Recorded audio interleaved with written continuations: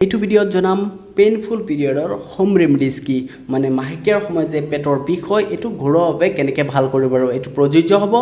primary ডিছমনৰিয়াৰ ক্ষেত্ৰত এইটো secondary ডিছমনৰিয়াৰ ক্ষেত্ৰত কিন্তু এইটো প্ৰযোজ্য নহয় প্ৰথম এটা কাম কৰিব লাগিব যেতিয়া আপোনাৰ পেইন ষ্টাৰ্ট হ'ব তেতিয়া এটা বটলত গৰম পানী ভৰাই কিনে সেই বটল দি তল পেটত এনেকৈ চেক দিব পাৰে নম্বৰ 2 আৰু এটা কাম কৰিব পাৰে হালদিৰ সৈতে গাখীৰৰ মিশ্ৰণ কৰি খাব পাৰে বহুত এটা ভাল ৰিলিফ দিয়ে কেনেকৈ খাব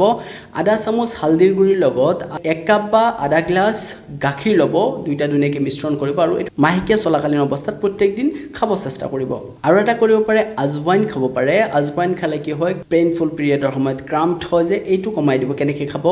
1 চামুচ আজৱাইন 1 গ্লাস গৰম পানীত ধুনীয়াকৈ মিশ্ৰণ কৰিব আৰু আজৱাইনখিনিৰ লগতে পানীও গোটেইখিনি ভালকৈ চুবাই খাব পাৰে আৰু এটা কাম কৰিব পাৰে